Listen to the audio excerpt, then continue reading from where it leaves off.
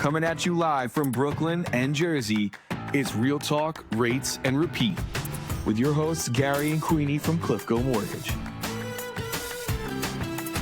Real stories, real advice, no fluff. Let's go. Hey guys, welcome back to Real Talk, Rates, and Repeat with your hosts. I'm Gary Lai and Queeny Duong, and today we're going to talk about family, food, and phone calls. That means it's basically balancing business during the holidays. Family, food, and phone calls. Okay, yeah. That's usually what the holidays is about. It's about a lot of foods. It's about a lot of celebrations, right? A lot of holiday parties, way more holiday parties than we can stand. And then it's also, I think it also begins the time of galas. Also installation. Yes. For every single board, real estate board, every, ARIA board that we support, it's starting to be that time. And that usually leads straight into like Q1 of the next year, right? Like the galas, the installation parties, the dinners, they don't stop for a good all through the Q1 of the following year. So this is just the beginning for us. It's gonna be fun. Yeah, I mean, we have the holiday, you have your holiday parties, you have your installation galas, and then and then come February, I mean, this year's obviously a little later, but now we have your Lunar New Year parties. Yes. Oh my goodness. That's right. With so many parties and so many social events, like how do you balance your family time? And how do you balance the ability to do business? Okay, so honestly, like how often have you, just off the top of your head, actually stepped away from a dinner table to like take a business call? I would say before, pretty often, right? But I also feel like it depends on the client, right? I think before, like, depending, like, if you're What's talking to a before? client, What do you mean before? Before what? for my switch to being a title officer now, right? So title officer is completely different. I'm not getting calls from customers that are buying a house anymore for the title side because they don't care about title. They don't even know who I am half the time. So you're saying you're living like a better life now. Well, listen. I'm just saying, as far as family time and just the ability to like balance work life, it's significantly different being a title rep than a loan officer, because a loan officer is funny, right? Like we've talked about this in previous episodes. Loan officers are always trying to pitch the idea. They're available 24/7, right? And clients sometimes take that literally, right? They're going to call you. What's your rate? And it's like 10:30 at night. Like, bro, it's 10:30 at night, dude. What's your rate? The market's closed. No, but I think that's also because of the boundaries you set, right? If you tell the clients it's okay to call during that time and you pick up every time they call during that time, it unfortunately doesn't become a privilege. It becomes a standard. It's not extra that you're doing. It's just how you work, right? So if you tell clients, hey, just call me anytime, and it's so easy to say that. Like, if you have any questions, just call me anytime. Mm-hmm. You're pretty much opening that door, telling them, yeah, call me anytime, right? So how are they supposed to know when you're having dinner or when, you go to sleep? So that's kind of my take. I think that boundaries are set by you, and there's so many ways to do it politely and efficiently and effectively. It's just a lot of people, kind of choose the easier route and just say, yeah, call me anytime. I'm guilty of doing that too. Listen, I agree with all that too, but I also feel like you also have the option to not pick up, to call them back after dinner. Absolutely. I think so too. But I think many years of being in the business, it also conditions you. When your phone rings, you get this like anxiety and you like have to pick up, right? Or if you like hear that ping for a new email or a text, you just have to check it. That's something after 20 years, I'm still trying to recondition myself to like not feel that like, oh, my phone just went off, I have to pick it up, right? But specifically during the holidays, I think that level of boundary and self-control needs to be adhered by, because this is the time you have to spend with your family, right? There's many milestone moments. There's many events that I've been to where honestly I look back and I think to myself, was that call that important? Did I need to, drop what I was doing to answer this email? But unfortunately I did, right? And those are things I would look Yeah. back to and say, maybe I could have chose differently. So if that was the case, like what are some suggestions you would give? I really think it's really dependent upon each client and it's just dependent upon the situation, right? If it's a very simple sort of request, like, if you're taking a look at one of your clients and you see an email come through from your processor, you just happen to glance at it and the processor is asking about, hey, I'm missing this, or like, hey, can you send this over, or whatever, and you get a call within like 5 or 10 minutes, you probably have an understanding of why they're calling, right? Like they're probably calling from this email about this email. Is it that important that you need to pick up right now while you're spending time with your kids? Or can it wait about 5 or 10 minutes after you're done and then call them back? Right.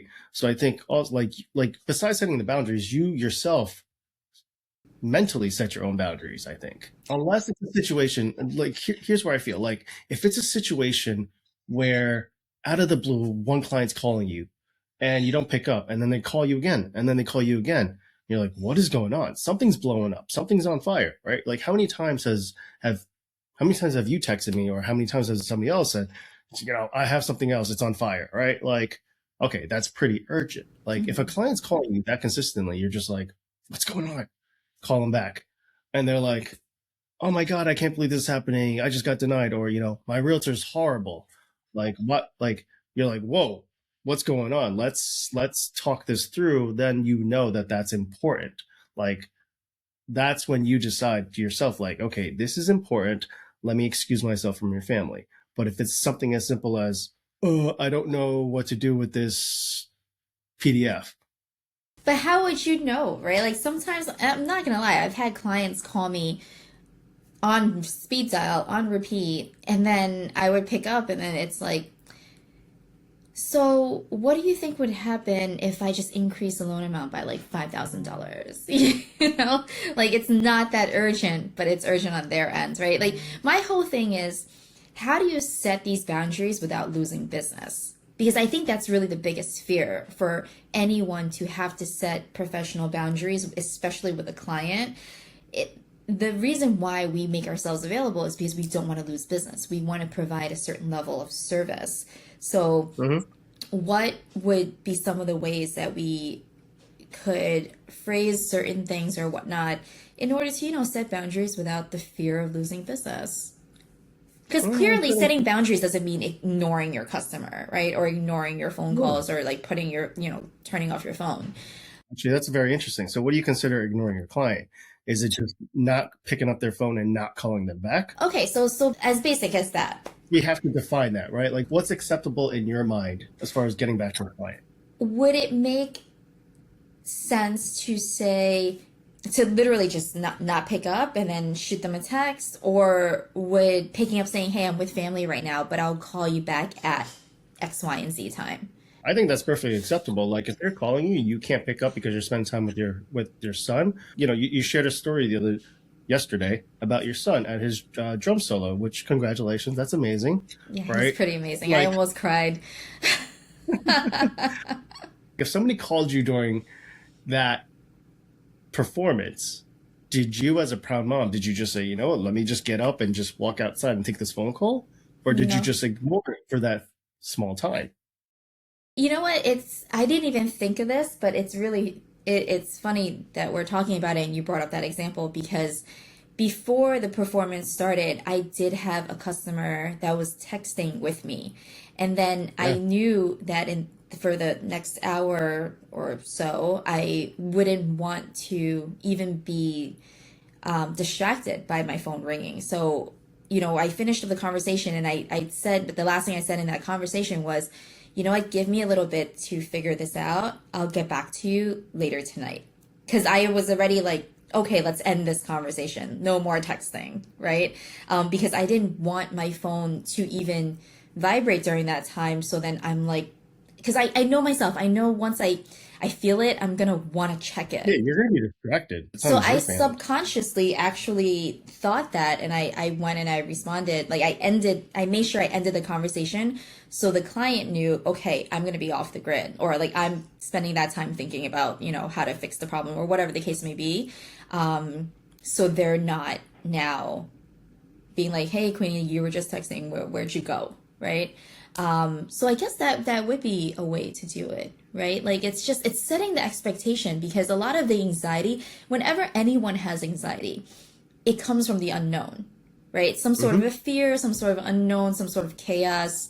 But if you're setting the expectation that, like, even the reason why people put out of offices, right? If you're on vacation or you're not going to be available and someone knows, like, oh, well, she's not available from this time to this time or from this date to this date, then they're not expecting something to happen. And if they're not expecting, then that unknown isn't going to be anxiety inducing per se. I 100% agree with that. It's just like I said, it's anxiety is driven by the unknown or when somebody doesn't like respond back to them, right? So even if, like you said, if they're calling your phone and you're spending time with your family and they're calling from a cell phone, obviously you could just reply back like, hey, I'm with family right now. I'm in the middle of something. I'll call you back in 10, 15, 20 minutes, whatever. At least then they know, hey, they heard me. And that's all they want. They like, just like your kids, right? Like how many times has your kid, like Ryan, sat there and just like, mom, mom, mom, mom. He's asked you the same like 10 questions, but you haven't responded back. Is because of the fact that you did not respond. You did not acknowledge him. Like, hey, I'll answer your question in 5 minutes. Right. Then they stop, right? So it's just like a client, right? The psychology of that is just, let me call Queenie until she picks up. But if you reply back, it's just like, hey, I'm with family. I'll call you back in 15 minutes. Okay. She says, perfect. She knows that I called her. Right. Even though they probably called you 10 times in a row, which is like, obviously I know, right? But I think it's setting that expectation, just like, or acknowledging, I see you called, let me call you back. Yeah. Right? I think that's a very easy way. And I think that's totally acceptable. Right.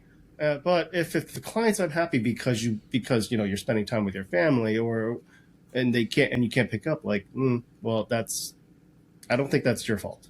Right. I think then the client itself is being unreasonable, right? And honestly, in real estate, is it a pretty stressful sort of transaction? Oh yeah, 100%. So you understand the stress level that everybody goes through. But they also have to understand that there's a difference between something that's an emergency, a true emergency, true emergency, or something that's not. I mean, there is a big difference between like something that's important versus urgent, right?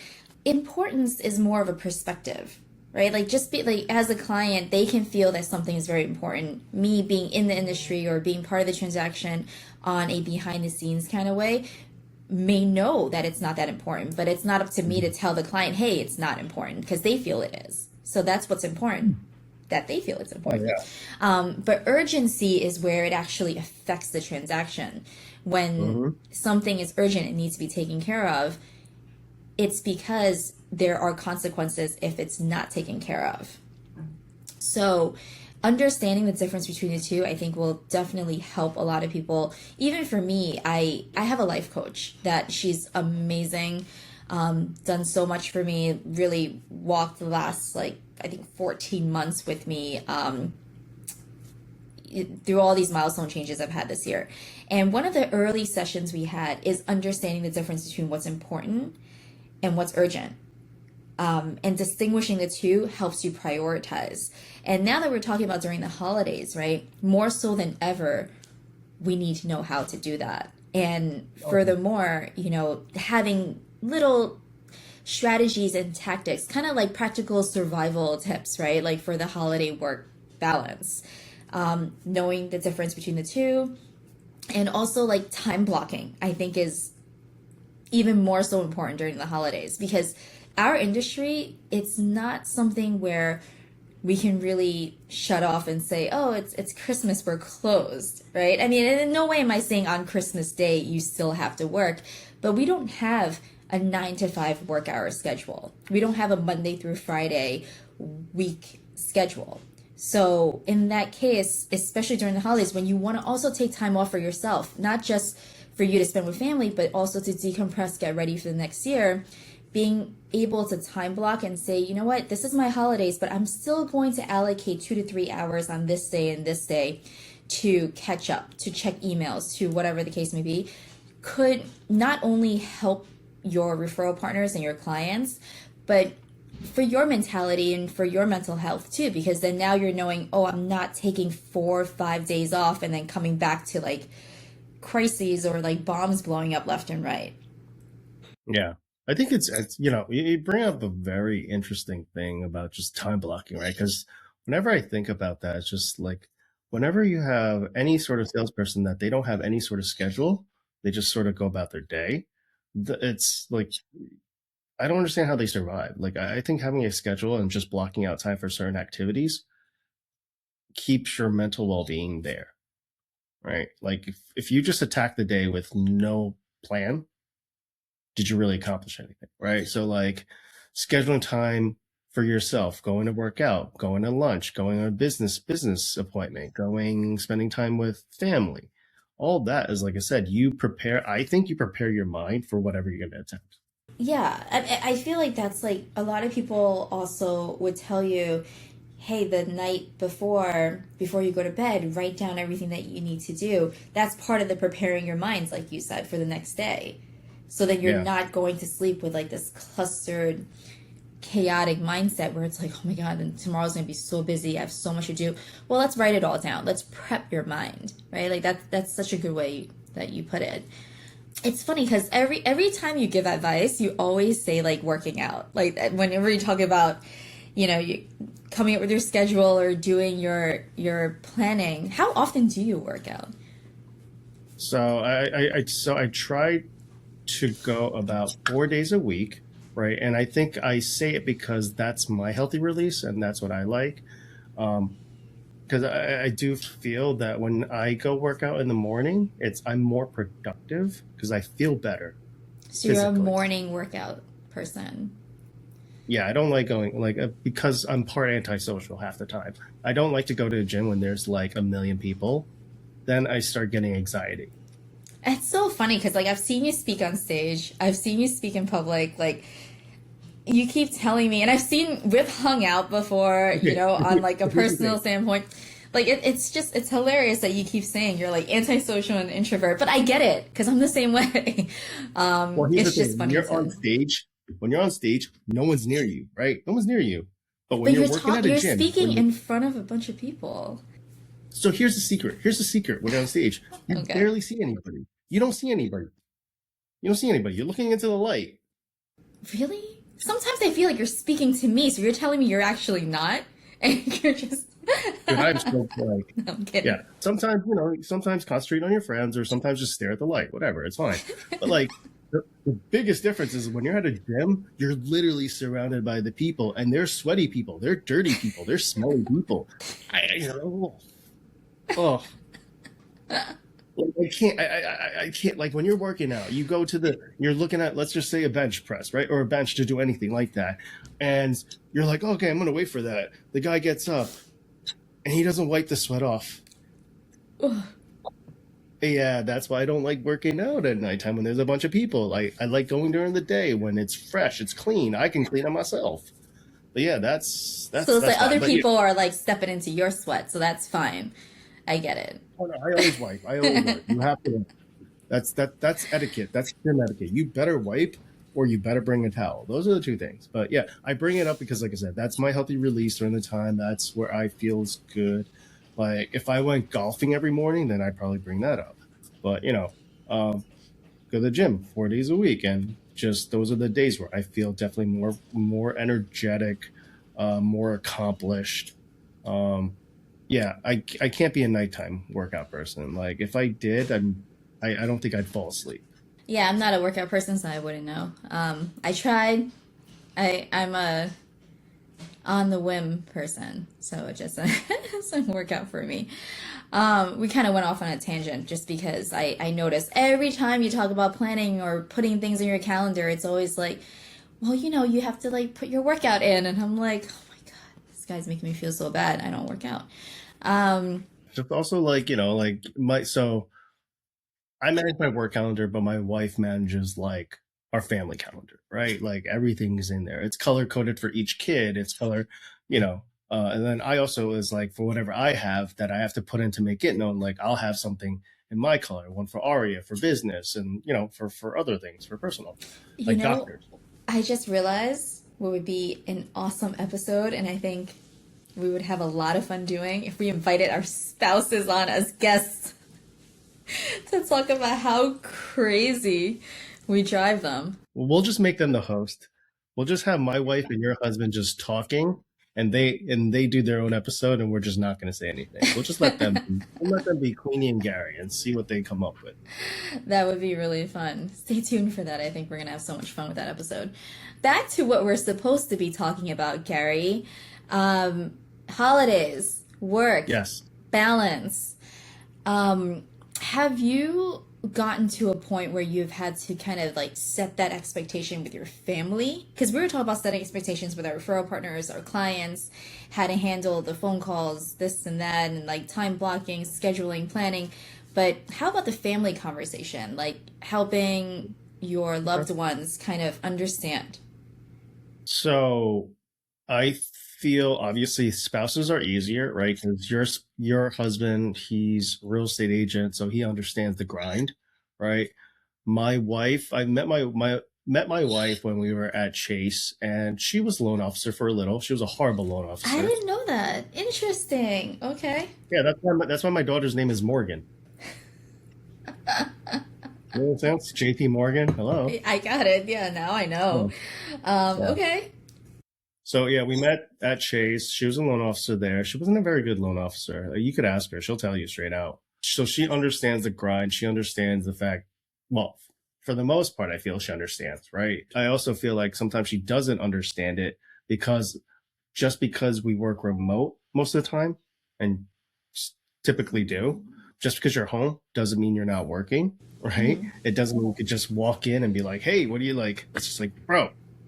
Doing something, but that's kind of a new thing, right? Like all the remote working, I wouldn't say it's ever since COVID, but then it definitely wasn't, remote working wasn't a thing like when we first got in the industry. I also think it depends on the company and the culture of the company that you work at, right? Because if you're bringing up a company like Chase, like they don't really believe in working remote, like you're always at an office, you're always at a branch, things like that, right? Well, then when you go over to other companies, it's a little bit more different. Yeah, like you're in the office, but then like more of the times than not, you're out in the field, you're doing whatever, right? You're usually at home to work on other stuff, right? But if I am at home, like I said, it's just like she doesn't understand because like I don't like to take calls from like somewhere else. So sometimes like I'll schedule the calls and I'll do it from home. Right, especially if it's a Zoom. Like I don't want to be taking a Zoom like while I'm driving. I don't think I'd rather not do that. But yeah, I think the fact that she understands that I'm working, but at the same time she doesn't understand because she'll come in even when a Zoom is going on and she'll ask me like a random question and just like, hi, pointing at like, oh. So I think she forgets that. But so spouses, I think, are easier for me, at least. It's the kids that are always the hardest ones, right? Especially during the holidays, because there's so many times that they're off. They either half a day or they just don't have school. Like my daughter, I think she has school next week for one day, and then she's off until like after New Year's, right? So during that time, because she's at home, right, and she's not going anywhere, even if you tell her, and they're kids, right? They're kids. Their attention span is like literally 2 seconds. You tell them one thing, it goes literally in the left ear, out the right. So it's like, I'll tell her like, hey, I have a call. Please don't bother me. Okay, daddy. 2 minutes later, hey, can you help me? I was like, bro. I just did that last week. I think I had a Zoom call a little later than I usually do my Zoom calls. It was like 6 p.m. or something with someone. And at this point I knew that like my son was going to be home. I tried rescheduling it. I couldn't.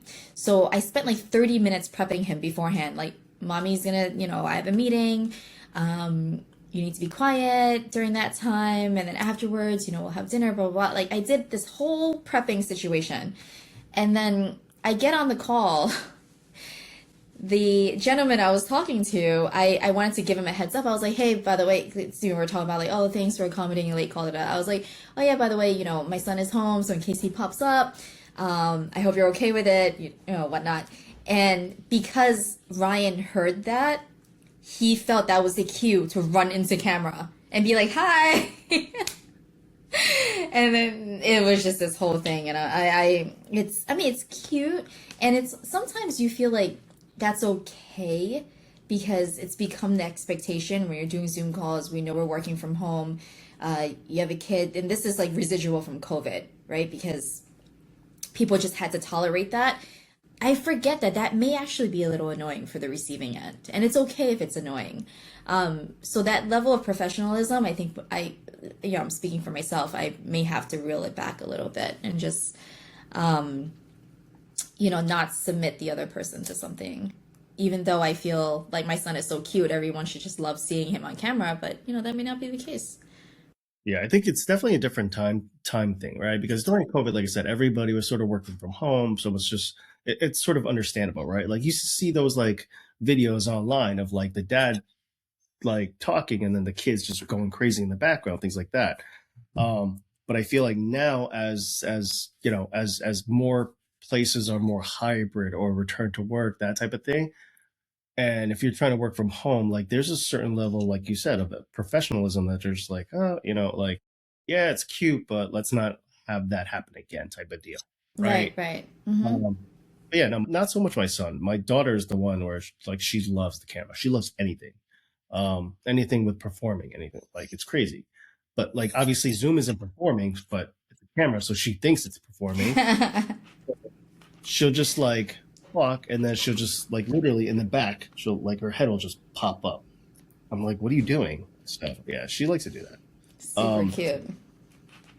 But it's also like you said, it's unfortunately I can't subject my daughter to a time block. I can't put her on a time block like, hey, this is what you could do. Well, that goes back to what I was saying before, right? Like I usually try to plan my Zooms and things like that during a time when I know I have my privacy. But then on the off chance where, like the call from last week where it had to be at 6 p.m., there was nothing else I could have done. And I wasn't going to find a babysitter for my son because of a Zoom call. So, you just have to kind of deal with it. Yeah, I think it's all about expectations and just balancing your family and also the holiday parties, then also like your own personal gatherings, right? Like there was a lot of Friendsgivings, there's a lot of Friendsmas, there's a lot, like there's a lot of those things that we obviously want to attend, but it's also like work is never going to stop. And you can never predict when work is going to come your way, right? Because we work in an industry where you never know what's going to happen, right? Like December is supposed to be the time where it all slows down, right? But then last week, all these like different like I guess outlets or whatever you want to say, like they're saying, well, last week was like the highest mortgage application rate since 2023, right? Yeah. Like you can't predict it. And also, I mean, honestly, the holiday, yes, December and January, or actually more so like Thanksgiving and December, are typically slower months of the year for our industry. But the key word is really, it's typically, right? And what's considered slow? Slow doesn't mean dead, just because and actually I feel that the holidays, Thanksgiving and December, are probably some of the busiest months because knowing that the holidays is coming up, we're not the only ones who want to have some family time. Our clients and referral partners too. So they're going to want to make sure that their deal or their transaction is running smoothly. So they're actually more on top of you before you hit Christmas because they're like anticipating, everyone being off the grid for a week or so. So now they're like, I want to make sure we get our approvals in. Can we close before the holidays? Can we do this and that? And like everything's a rush. So as a matter of fact, for people like us who are the more back office pieces of a transaction, being loan officer and title, we're more busy right before the holidays because we need to make sure we bang everything out before that week-long break, which is usually, from like Christmas Eve into New Year's. It's funny because it's just, it's funny because you might have more clients after Thanksgiving just because some people might just be like, oh, I can't stand my family. I can't stand my in-laws to get divorced and I have to move out, right? Are you speaking from experience right now? No. It's just funny because I'm like, why are some of these people so busy? It's just like, yeah, they probably spent Thanksgiving with their in-laws and just like, you know what? I can't do this anymore. I'm out. I need to buy a home. Or you know what? That may be true because like during the holidays, they could be at a friend's gathering or at a family gathering and that talks about like, oh, maybe it is time to buy a home. Oh, did you just buy a home? What was your rate? What was this? What was that? And then now they're starting to think. So after the holidays, they're working. And when I say holidays, like after, a gathering holiday like Thanksgiving, they're now thinking maybe I could do this too. So then the weeks following into the beginning of December, it gets busy. Again, at the end of the day, we're talking about setting expectations, setting boundaries, and like how to get through the holidays without losing clients, without losing our sanity, and without losing family time. And I think the key word or the takeaway from all this is really just setting the correct expectations, setting the boundaries, whether it's with your referral partners and clients or with your family. Because that's one thing, like you said, with family, it's a little easier, right? With spouses, it's easier. But is it? Like we can't neglect that as well. Having that conversation with them so they understand. I know my husband, yes, he does real estate, so he's in the grind. He understands. We do the same thing. But it pisses me off when he comes home after a long day of not being home and he walks into the house on the phone speaking to a client or to his partner or whatnot, because it's almost like in my mind, I'm like, it's my turn. You're home. You're supposed to be speaking to me. But then he's like on the phone speaking to a client walking in, and then he walks into his office and then he disappears for the next 45 minutes. So that was a big thing and that we had to go through where we had to sit down and have a conversation about that. Not just for me, but it's also like, hey, when you're walking into the house, you have to say hi to your son first, right? Yeah. Because otherwise he's so young, he's going to get used to like something as simple as like not greeting someone when they walk into a house, because we don't do that at home. I feel like it's not even that. It's also just because the mentality of the kids half the time. It's just like if they're going to say hi to you and you don't say hi back, they're just going to keep saying hi until you acknowledge them. So the worst part is they just stop altogether, and that doesn't become a warm part of being in a family because they're also so young that they're easily conditioned. So if it's not normal to like have a hug when you walk into the house or, say hi or whatever the case may be, they're just not going to do it because they think that they don't have to. That's not part of a greeting, right? And It's a little sad if it gets to that. But little things, it's a small thing, but the reason why I bring it up, it's more of, okay, we spent most of this episode talking about setting boundaries for other people, or like making sure other people understand, or we set the expectations with them. And then we kind of forget that like we have to do the same with our family too. And it's only fair. Yeah, it's only fair for that. But and also something that I was thinking about is too, as well, is just the fact that the industry that we're in, especially during the holidays, you're so busy because of all those galas, right? And we're in a very unique industry that the fact that, we are attending all these things. Most other industries during the holidays, they're only looking at maybe one holiday party and that's it. Like their own big one. Yeah.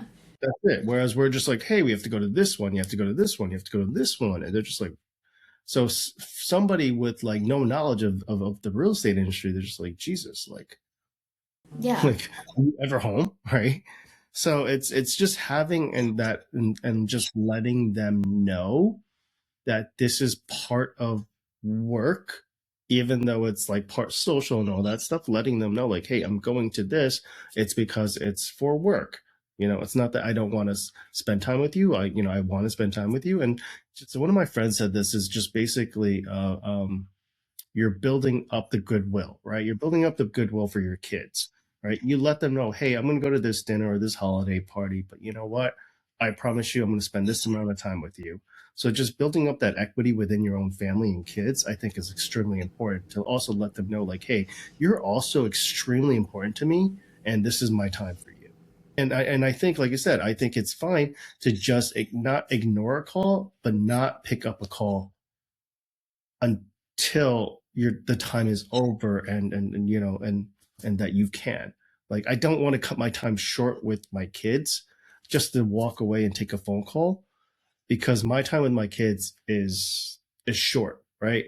Even though they're only 8 and 3 years old, like that time that they're 8 and 3 years old, it's going to go by like that. Oh yes, definitely. Well, I think it's extremely important, like you said, is just setting the proper expectation with everybody, with your clients, your referral partners, as well as your family.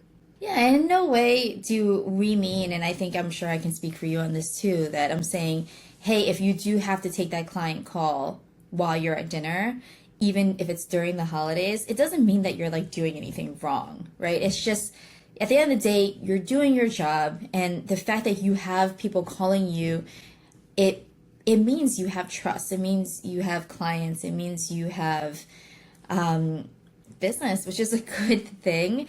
It's just, don't forget to answer to the people at the table as well. And also don't forget to answer to yourself, which is your own sanity. And that's what the whole point of this is about. Like little tips, whether it's the time blocking, the prioritizing, the setting the expectations ahead of time, whether you should be picking up the phone real quick to say you'll call them back or shooting them a text, putting that out of office on, or even just setting that expectation that like, hey, I'm not going to be available during this time, but I've set this up for you already. This is where your deal is, or this is where your transaction is. So for the next few days, you can rest easy as well.